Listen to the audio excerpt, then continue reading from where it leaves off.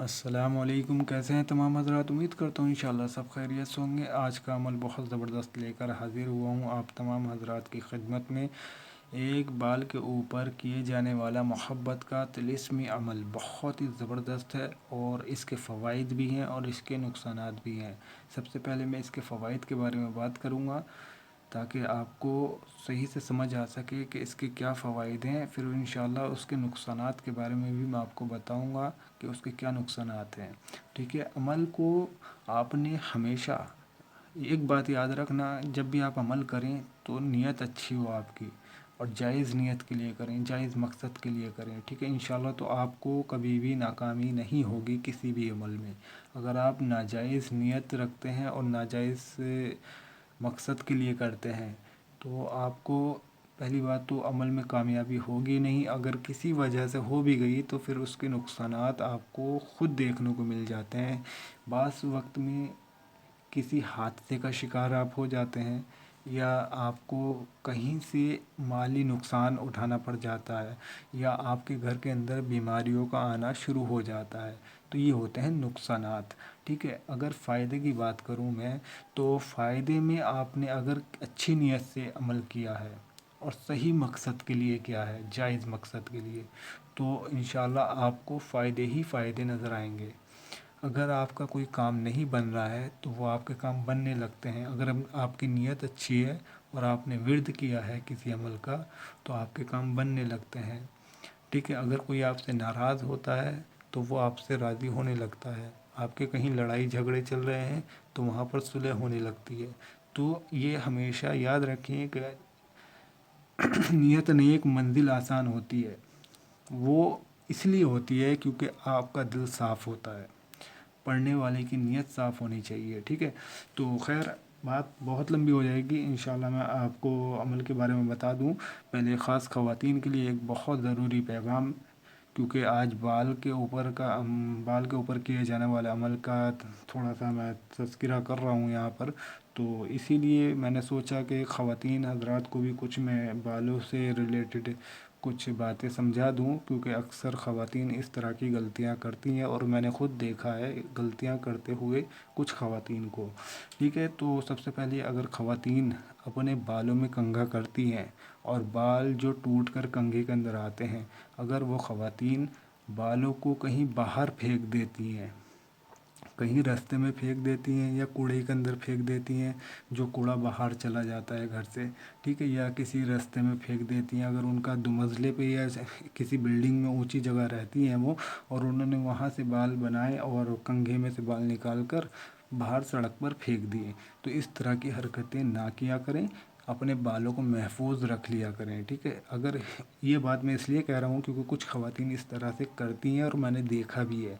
ठीक है, तो ऐसे में होता क्या है, अब आपने रास्ते में बाल फेंक दिए, अब वहाँ से कोई आमिल गुज़र रहा हो या कोई ऐसा बद अखलाकी इंसान गुज़र रहा हो जो जादू टोना करता हो, अब उसने वो बाल उठा लिए, अब वो उस पर क्या करेगा, वो उस पर पढ़ाई करेगा, अमल करेगा।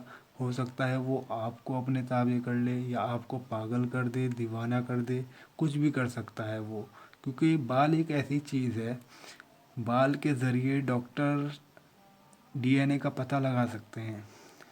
ठीक है, जब डीएनए का पता चल जाता है तो फिर वो उसकी उम्र का भी पता चला सकते हैं कि कितनी उम्र का इंसान था जिसका ये बाल है।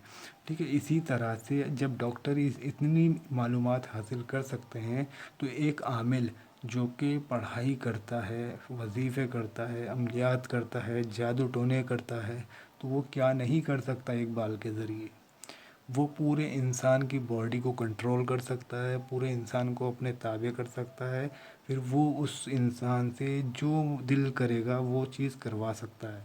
तो इसलिए मेरी गुजारिश है ऐसी ख़वातीन से जो लापरवाही करती हैं, तो अगर आपके बाल टूटते हैं और आप इधर उधर फेंकने की बजाय उन बालों को कैंची से बीच में से काट दिया करें, फिर उनको किसी शॉपर में या किसी कागज़ में पैक करके और ज़मीन के अंदर मट्टी में दबा दिया करें। तो इससे फेंकने से बेहतर है कि वहाँ पे महफूज रहेंगे वो।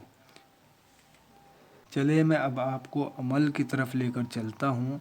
عمل کچھ اس طرح سے کرنا ہے، آپ نے اپنے محبوب کے نام کے اعداد نکالنے ہیں۔ اگر آپ کو اعداد نکالنے نہیں آتے ہیں تو میں آپ کو اعداد نکالنے کا طریقہ بتا دیتا ہوں، ٹھیک ہے؟ میں اپنے اسکرین کے اوپر آپ کو اعداد نکالنے کا چارٹ لگا دوں گا، وہاں سے آپ حرف بحرف اس کی تعداد نکال کر اعداد نکال سکتے ہیں، ٹھیک ہے؟ آپ جب اعداد نکال لیں تو جتنے بھی اعداد بنتے ہیں اس اعداد کے مطابق آپ نے یہ عمل کرنا ہے، ٹھیک ہے؟ عمل آپ نے کیا پڑھنا ہے؟ آپ نے پڑھنا ہے تحت سیطرات حبی، تحت سیطرات حبی، تحت سیطرات حبی، تحت سیطرات حبی، اس طرح سے آپ نے عمل پڑھنا ہے۔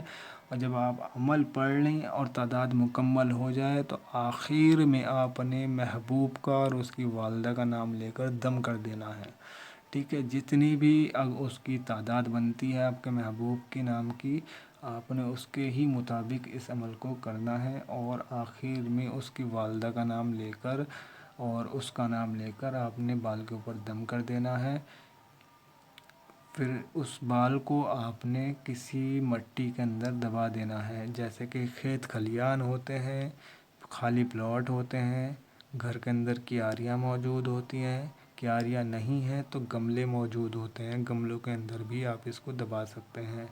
بہت ہی پرزور اثر کرنے والا طلسماتی عمل ہے محبت کا، اور اس کو میری گزارش ہے کہ صرف جائز مقصد کے لیے استعمال کریں، ناجائز کے لیے ہرگز نہ کریں، کیونکہ ہر ایکشن کا ایک ری ایکشن ضرور ہوتا ہے۔ اگر آپ ناجائز استعمال کریں گے تو اس کے نقصانات ہوں گے بہت زیادہ۔ میں نہیں چاہتا کہ کوئی بھی اس عمل سے نقصان اٹھائے، ٹھیک ہے؟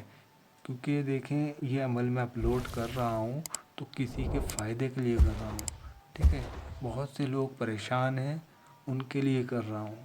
اگر آپ بھی پریشان ہیں تو آپ بھی اس عمل کو کر سکتے ہیں، اجازت میری طرف سے عام ہے، ٹھیک ہے؟ لیکن جائز مقصد کے لیے، ٹھیک ہے؟ دعا خیر میں یاد رکھیں، اپنا خیال رکھیں، اللہ حافظ۔